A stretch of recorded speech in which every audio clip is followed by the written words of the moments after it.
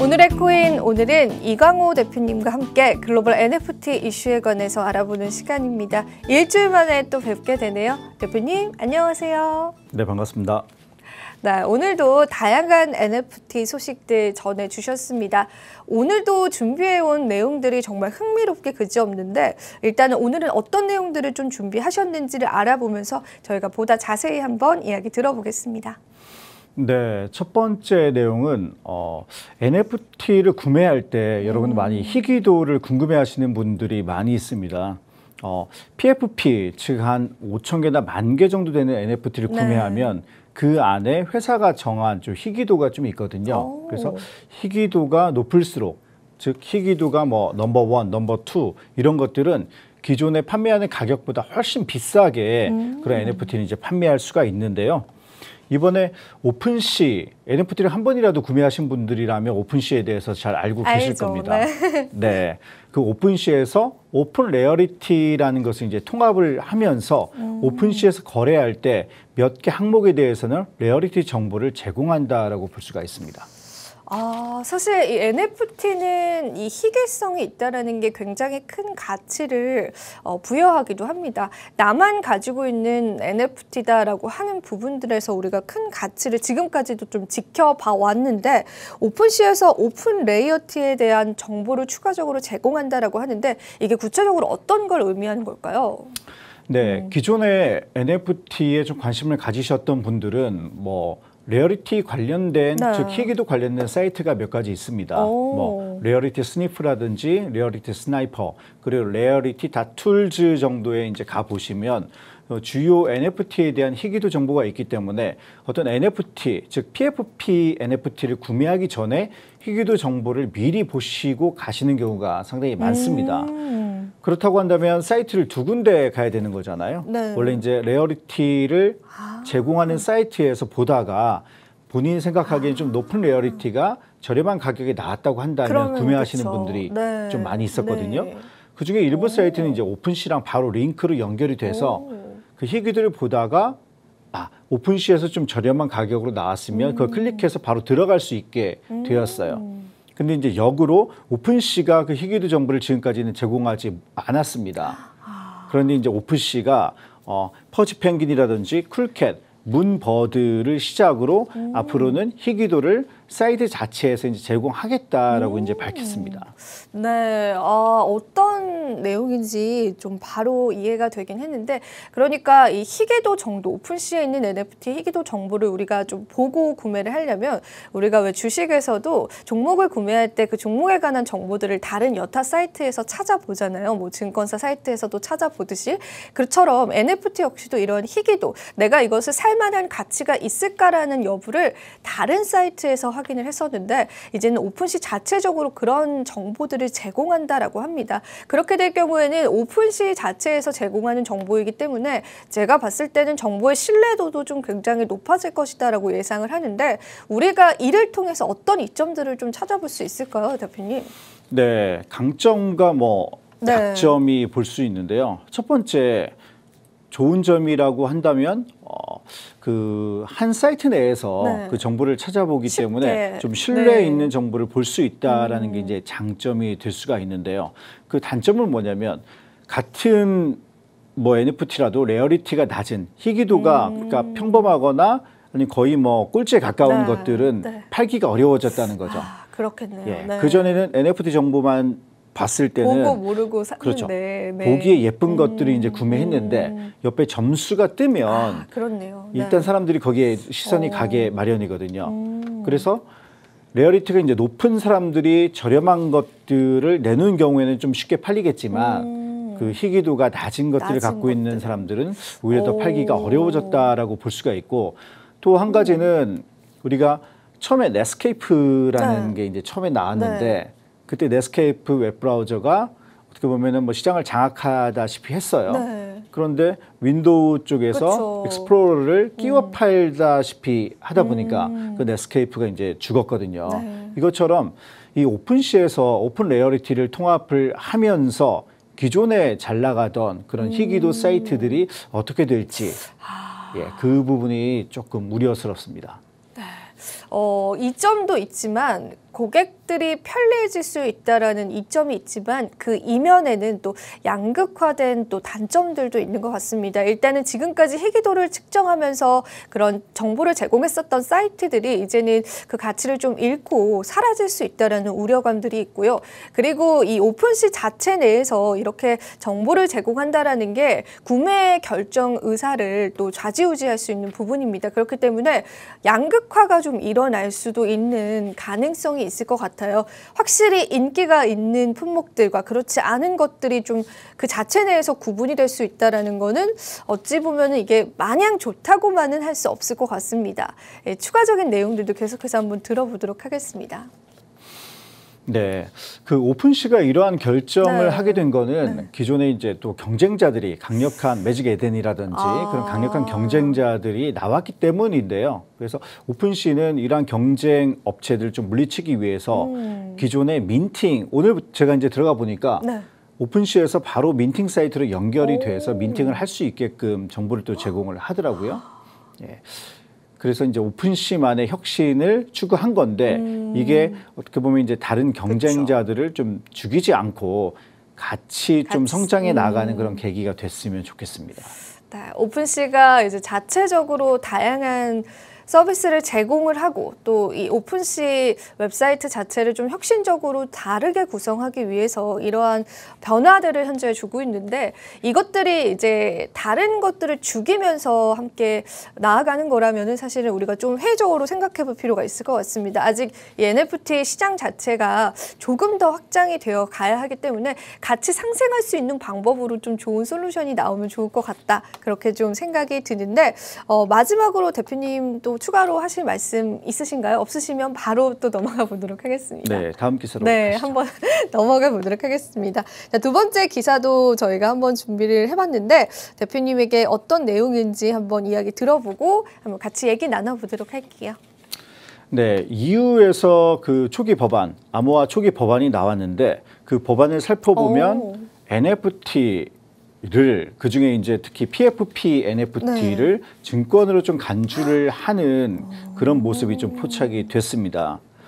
그 NFT는 사실 증권이 아니잖아요. 어떻게 맞아요. 보면. 네. 그래서 EU에서도 non-fungible, 즉 대체 불가능하고 유틸리티 기능이 있는 것은 증권이 아니다라고 얘기를 했는데 그 안에 내용을 또 보자면은 이렇게 우리가 일반적으로 이제 블루칩이라고 불리는 BAYC라든지 뭐 크립토펑크 그런 것들은 사실은 non-fungible하지 않다. 즉 대체 불가능하지 않고 대체 가능하다. 그런 것들은 시리즈의 일환이고 내가 그 중에 하나를 구매한다는 것은 즉 지분을 구매하는 거다. 그렇기 때문에 그것은 증권이다라고 좀 얘기를 풀고 있습니다. 그렇게 풀이가 또 됐군요. 네, EU에서 사실 최근에 뭐 리플과의 소송전도 암호화폐 시장에서 굉장히 뜨거웠는데 이 NFT를 증권으로 분류하려고 하는 법안들이 현재 좀 발의되고 있는 시점인 것 같습니다. 어쨌든 NFT 역시도 지분을 가져가는 형태이기 때문에 우리가 증권으로 봐야 한다라는 게 그들의 주장인데 이게 사실 어떻게 시장에서는 시장 참여자들에게 받아들여질지는 모를 것 같습니다. 조금 더 디테일한 내용 궁금한데 추가적으로 한번 들어보도록 하겠습니다. 네, 유럽에서 지금 만든 이제 법률 초안이 실제 2024년부터 적용이 되는데요. 이때 또 NFT를 만들면서 이런 것들에 주의를 좀 기울여야 될 것 같아요. 즉, non-fungible 하면서 유틸리티 기능이 있는 처음에 암호화폐가 나왔을 때 암호화폐는 다 증권이다.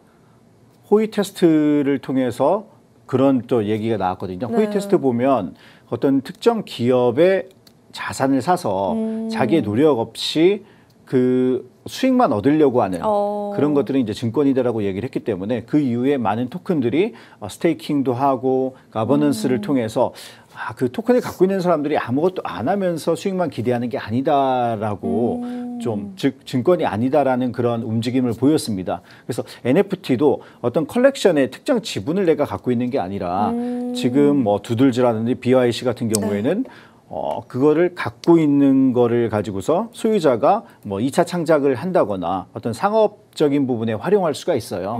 그래서 아무런 기능, 유용한 기능을 갖지 않고 지분을 갖고 있는 게 아니라는 부분에 대해서 아마 어필을 하기 시작할 거고요. 네. 그런 부분이 어필이 된다고 한다면 이게 뭐 지분으로 남아있지 않을 것 같습니다.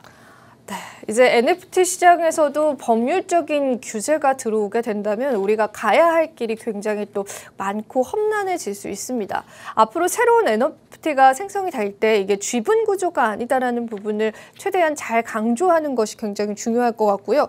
EU에서 내놓은 이러한 법률 초안이 2024년부터도 적용될 수 있다라고 하니까 관련 내용들은 NFT에 관심 있으신 분들은 계속 좀 체크를 해봐야 할 부분들인 것 같고요. 참 암호화폐도 그렇고 NFT도 그렇고 이 법률적인 제재를 어디에 속해서 받느냐가 굉장히 시장의 중요한 요인이 될 것 같은데 추가적인 내용들 그리고 우리가 어떤 점들을 좀 시사해 볼 수 있는지도 함께 이야기 나눠보도록 하겠습니다. 네, SEC에서 최근에 이더리움이 증권이다. 즉 맞아요. 이더리움이 네. 이더리움 네트워크 자체가 증권 거래소다라고 얘기를 하면서 연방에 소를 제기했거든요. 네. 자꾸 이제 이런 SEC 움직임이 저희 암호화폐를 좀 사랑하고 성장을 바라는 사람들한테 좀 거슬리는데, 맞아요. 네, 만약 EU에서 이러한 NFT 블루칩들이 증권이다라는 그런 결론을 내린다면 이것이 SEC에 좀 힘을 실어주는 그런 결론이 될 거다라고 예측을 하고 있습니다.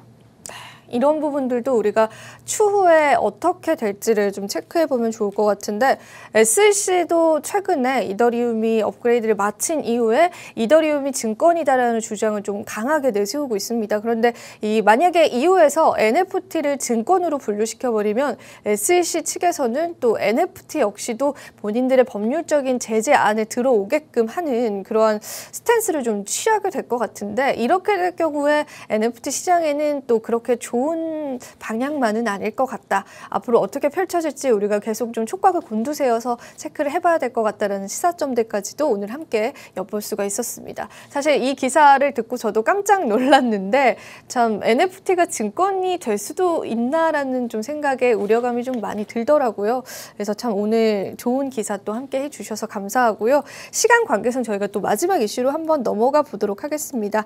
마지막 이슈 역시도 NFT에 관한 이슈인데 오늘은 또 어떤 마지막 이슈를 준비하셨는지 계속해서 한번 얘기 들어보도록 할게요. 네, 뭐 아무런 기사만 준비한 건 아니고요. 예. 네. 마지막에는 이제 문페이와 유니버설 스튜디오 팀이 네. 함께 NFT 베이스, 그러니까 NFT 기반의 보물찾기를 실시한다라는 네. 그런 기사입니다.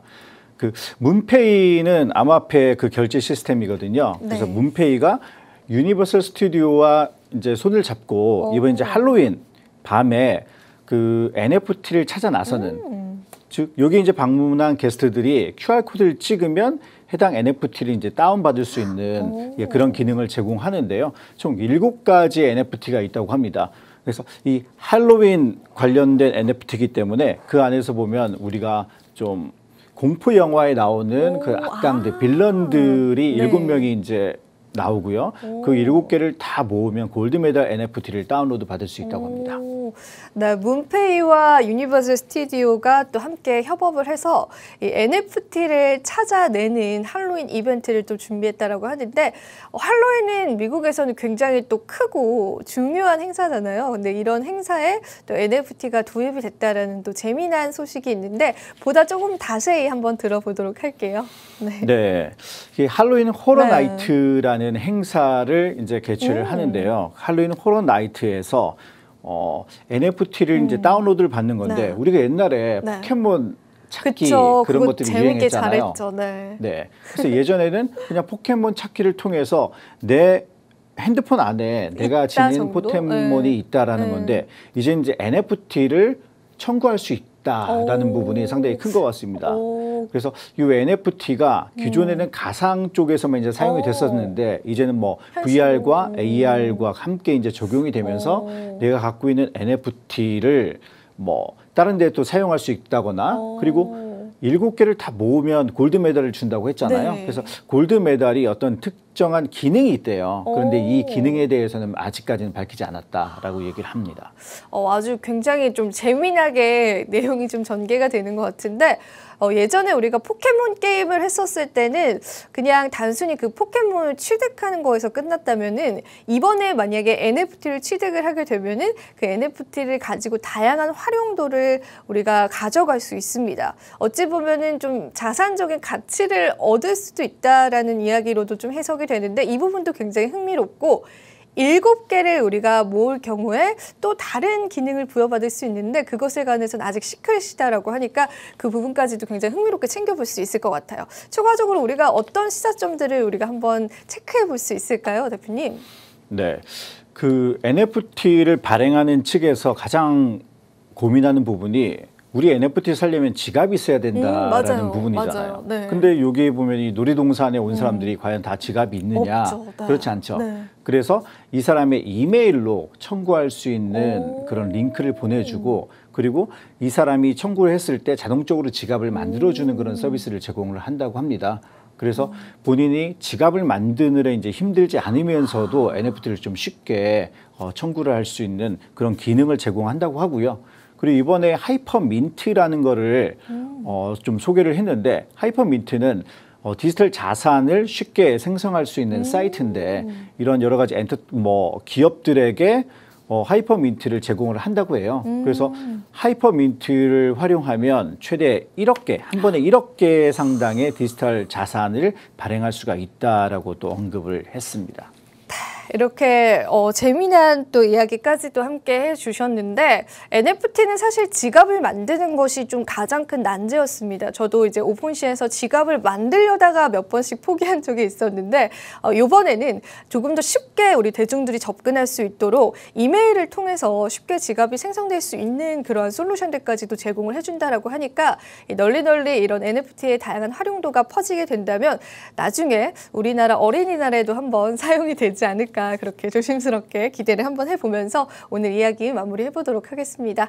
오늘도 다양한 NFT 이슈들 함께 체크를 해봤고요. 오늘도 좋은 말씀 해주신 대표님께 다시 한번 감사 인사드리면서 투자 고지 드리도록 하겠습니다. 마지막으로 본 방송에서 제공하는 정보는 투자 판단에 대한 조언일 뿐 가치 판단과 상승 하락을 보장하고 있진 않다는 점 다시 한번 유의 부탁드리고요. 저와 대표님 다음 주 이 시간에 다시 찾아뵙도록 할게요. 오늘도 시청해주신 여러분 고맙습니다.